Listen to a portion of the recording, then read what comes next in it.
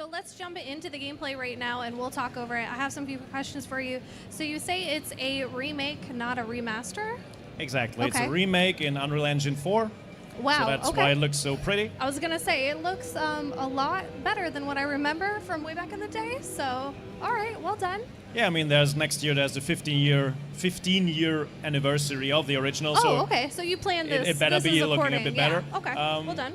But yeah, it's the team is known for their very high visual quality as well, and they've done a great job of translating that very unique art style as well. It has this kind of mix of a little bit cartoony, but also quite realistic. Yeah, a little bit of realism in there. Yeah, so it needs to be a little realistic as well, so that you really feel like you're destroying Earth, not just something. Understandable. So what are some of the things that you've updated? Obviously, you've done the graphics. So what else have you guys been working on?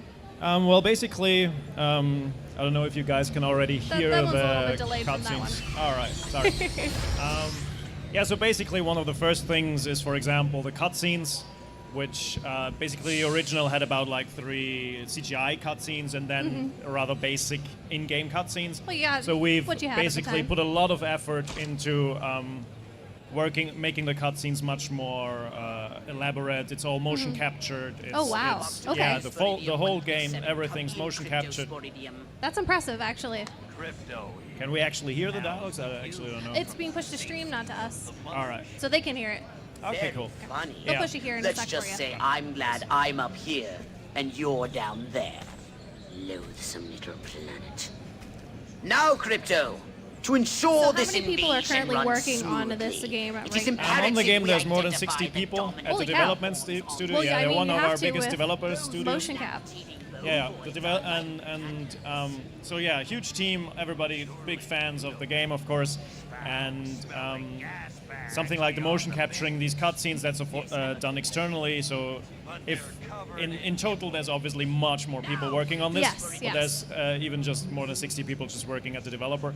Wow, okay. And so as you can see from the characters, like in their facial movements and all this kind of stuff has been much more improved, but we kept the original dialogue, the banter between these two aliens, Crypto 137, who's like the iconic main character behind everything. He's on everything. Yeah, his face is just plastered across E3. Very famous. And then Pox is basically his sidekick general, who's like the calm one who tries to keep him from just blowing everything up all the time, and then he just does it anyway. That's fair. That's my style. So we have a couple questions. Will there be co-op or multiplayer? No, in the first one there was no co-op back then, and we're keeping the game pretty much similar to what it was. To the original? So we're really trying to faithfully recreate the experience that people had in this first game. Will there be any new levels? I know you say you're keeping it core to the original, but are you going to add a little of your own flair? Yeah, we're doing both. Like, we're keeping it very faithful, but we're also bringing back a mission that basically was planned to be in the game, and we have the rough outlines of what they planned to do back then. Yeah. And so we've recreated that mission, and we're basically, so there is one mission that you've never played before. Well, that's really which neat. is quite great, and it's basically exactly according to how it was planned to be in there, and was just it didn't manage to put it in. I like that you guys are definitely staying true to the original, but kind of, updating it for today's audience, which is really nice. So you'll have that nostalgia, but you'll be like, oh, but it's so much prettier now.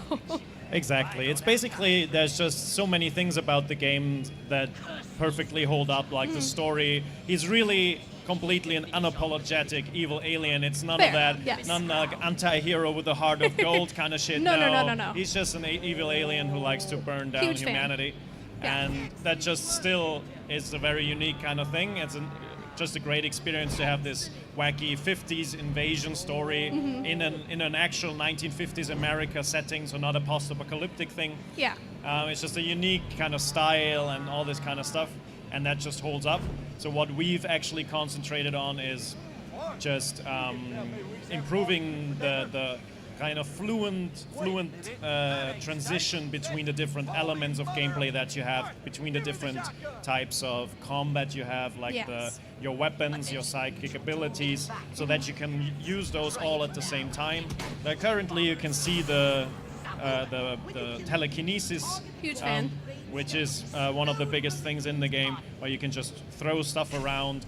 The team is basically bit by bit adding more and more and more things that you can throw at people, and we just try to think of things. Okay, what do I want to throw in somebody's face? An old toilet, a cow, a chicken, Yes. a tire, whatever. And you can now do this simultaneously while you fly, while you shoot. Oh, wow. All Okay. together. So speaking of cow, can you appreciate the cow? Sorry? Can you appreciate the cow? Appreciate. That's what chat is asking. I'm not sure if that's a reference to something. I'm not quite sure what the question means, and you have to excuse me. I'm from Austria, so English is not my first language. You want whether you can appreciate the cow? Can you pray to the cow gods? Can we all appreciate the cow? Oh, I think he's just asking whether we're all happy that the cows are nice. The dislocator. Oh, I guess that was in the second one. Okay, so somebody asked, are all the levels open world? Yes, they're basically, the game is divided into 6 different cities. Okay. And once you've unlocked one city, that city in itself is open world.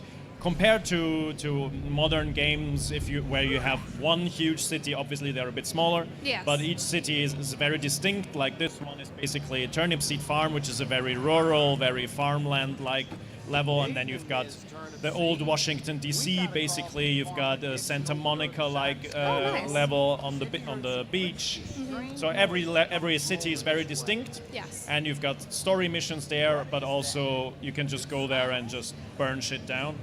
Huge fan. So what platforms will this be released on?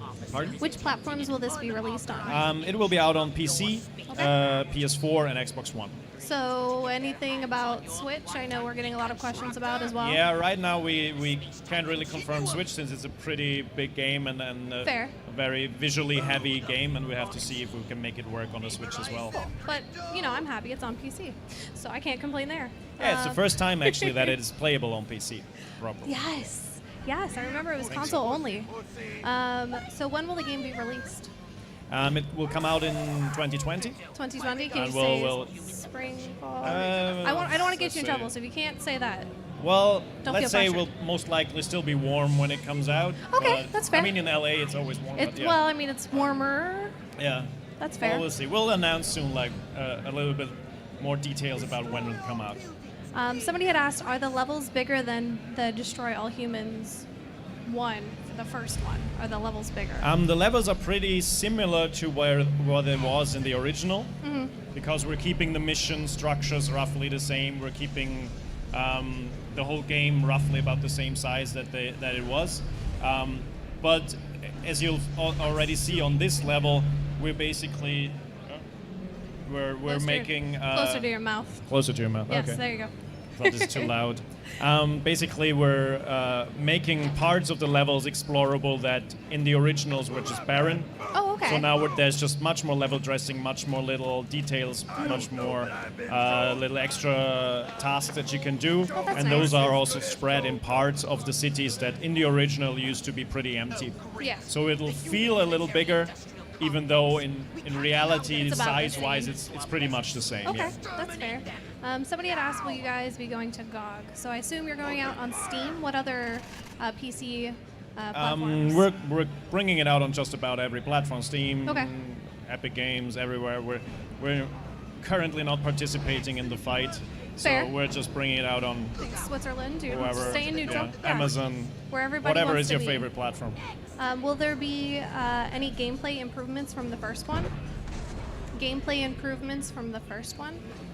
From the first one. Are you doing anything? I'm well, taking the- questions from chat. Yeah, So, well, basically the improvement, what has been improved in comparison to the original game Yes. is mainly the combat gameplay. So the psychic abilities can be used simultaneously with the weapons. You have more air time when you use the jetpack, so that it's easier to actually shoot from the air. You can throw stuff from the air, so you can pick something up, fly to the sky, throw the cow down onto the farmer who raised it, just whatever you want to do. Yeah. Apart from that, what we're mainly looking at is, since we want to be very careful with any changes to the original, Fair. we're looking at the second part, looking at what they improved upon, and then identifying things that might make sense to do already in the first one. So basically the second one has a feature called Transmogrify, which allows you to create ammunition, which is just a great system. And we're looking into transporting that to the first one, simply because if they back then, you know, at the sequel decided, look, this would be better solved like this, then why shouldn't we, you know, bring that over to the first one? But in general, we're trying to stay within the vision that these games set back then. What are you able to talk about pricing at all? About how much it'll be? It's not going to be a complete full price title. Okay. But the final pricing is still to be decided. Somewhere but mid-tier. Yeah, it's not a full $70 title, but all right, you know, I can do the math on that one. Yeah. So hopefully you guys at home can as well. Let me see. Somebody had said, is there going to be any Alienware cosmetics? Alienware cosmetics? Yes. Or just alien cosmetics? Alienware cosmetics. Yes. I'm asking. In the game? Yes. There's no plans yet, but we're very open for any suggestions. I mean, reach out to us in you DMs. have an alien head, we have an alien head. Everybody gets an alien work. head, so yeah, that's, who knows? Will there be any pre-order bonuses or deluxe editions? Pre-order bonuses or deluxe editions? We're very much looking into this. It's very likely that we'll at least have a few collector's editions, something for the fans, and we're gonna soon basically announce like what we can do there, what we're gonna offer there. Obviously, he's a very great character to do any kind of merchandise, any kind of figurine. So we're very excited to work on this. Somebody said it's a disguise system better. The holobob. Yes, the holobob. Basically, we changed it a little bit because we took out the concentration feature of the original, which was basically tied to all your psychic abilities and just drained really quickly. Okay. And now you only have basically a kind of timer on your holobob, which means this is what it's called in the game when you take over a human. So I can basically disguise myself as you and then run around, and as long as I'm disguised as a puny human, then other humans don't notice me. And that feature is back, of course, because it's a vital part of the game to just run around disguised as a rural farmer, and nobody will ever idiot suspect. humans not seeing you. So we talked about pricing, mid-tier range, coming out to pretty much every platform for the most part. Is there anything else you'd like to cover that I might have missed by chance? I think what you can see currently in the video is he's a much more agile character now.